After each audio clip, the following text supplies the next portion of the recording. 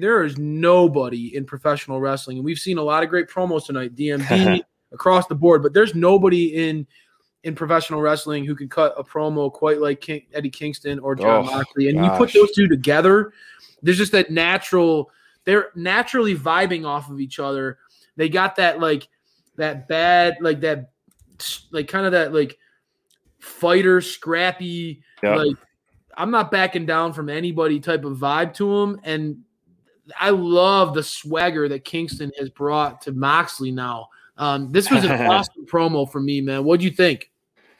Yeah, Kingston was selling that leg for sure. Hopefully it's nothing long term and they can really, give retribution to the Good Brothers. But the intensity of Kingston is really unmatched, man. It is so hard. Every single time you get chills on your arms, down your spine, and you just feel the authenticity of Kingston, man. He is amazing, and this is a diamond in the rough right here that AEW has, and I'm loving every side of him. Heel, good guy, bad guy, whatever it does. He is always mesmerizing on the screen, and it's just great that those two guys are just like these cool, badass guys, just in the corner that'll beat you up, do whatever it takes, and steal your girl essentially if they want to. But they're asking how far are you willing to take this? This is just going to turn into a blood feud for sure.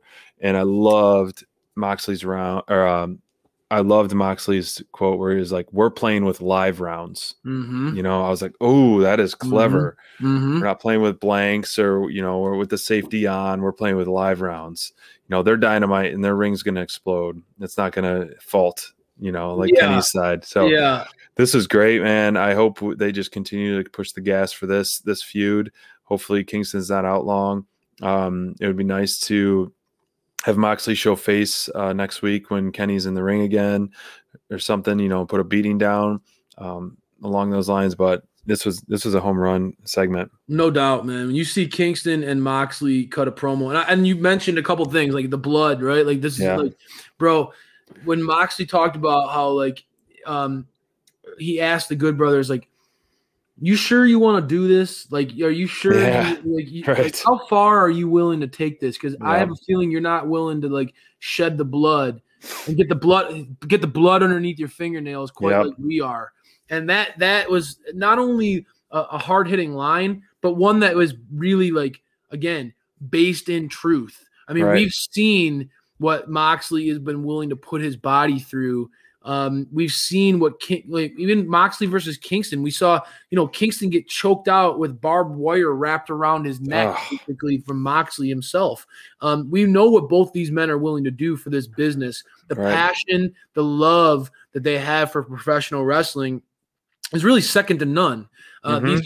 These guys really aren't going to back down from a fight from anybody. I know that you're chomping at the bit for somebody to get the Good Brothers out of here. And although really we've seen the writing on the wall that it's going to lead to the Young Bucks versus the Good Brothers.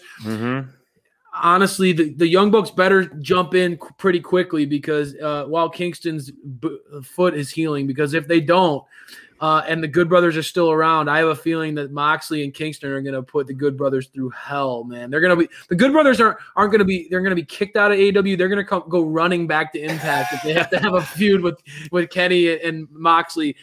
You go through a war with those guys, you're not going to want any part of AEW landscape anymore. So I'm excited about where this could go. That's a great point.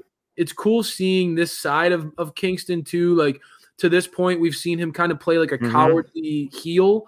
I enjoy seeing him kind of have that edge, more of like a tough guy baby face like Mox. I'm enjoying seeing that side. It works very well. Yeah, and again, it kind of plays off of his backstory. A dude who's had a very tough road to get to where he's at now. I don't know. You and I talked about him breaking away from Butcher and Blade and how this is more personal. He's more in a personal relationship and vibe and feud right now. I like where they're going with that. I think that there's a lot of meat on the bone here. And obviously you see Moxley has that dynamic with Omega already. We've seen Kenny beat up Kingston to this point. So there's just so much to play with here. Where do we go? I'm going to be watching. I'm going to be excited to see where they go from here.